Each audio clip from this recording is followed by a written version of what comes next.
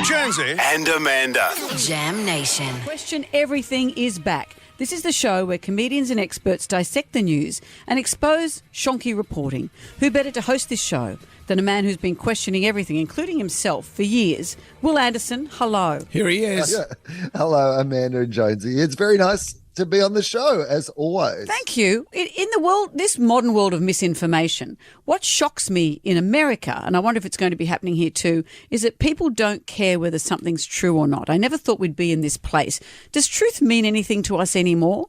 I don't think so. I think we just like to hear what we already believe reinforced to us. Like, I don't think we do live in this world where, like, there used to be this thing with newspapers where the headline had to have some association with the article that would follow that headline. But you would know it from your job now. If you only read the headlines of all the news pages, you'd have a completely different idea about what's going on in the world if you read the whole article. I mean, that's really, people watch our show and they're like amazed at the things we're bringing them about the news. They're like, where did you find that? And we're like, oh, we read to paragraph 8. Yeah. That's all we did. We just kept reading until we finally worked out what was happening. So what are your targets? I mean, last time we spoke to you about Elon Musk and Twitter, we spoke Dan Andrews and what's been going on there. What's happening this time?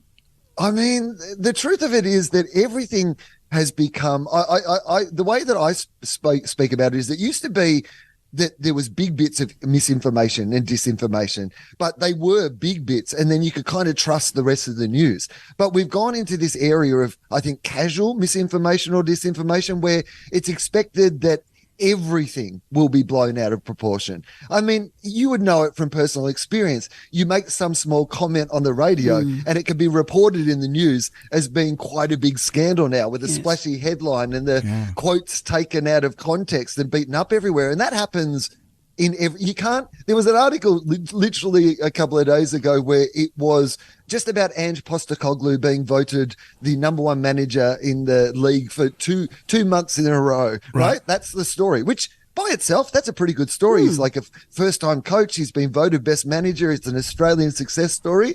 The headline was, Ange does what no man has ever done before.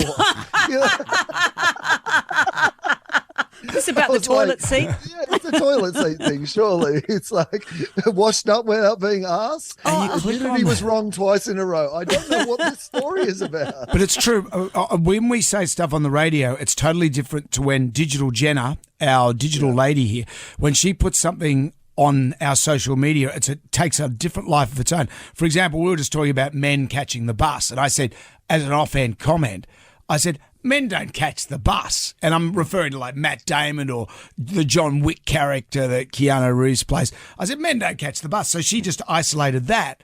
The avalanche of hate about, I'm anti-public transport. You're a member of the elite. That's what you are. Yeah. As Rupert Murdoch pointed out, he's against the elite. the billionaire who owns 70% of the media is against the elite, Jonesy. Yeah. He's talking about people like you who think that people like Keanu Reeves don't go on a bus despite the fact that one of his most famous movies is literally about him being on a bus for the entire movie.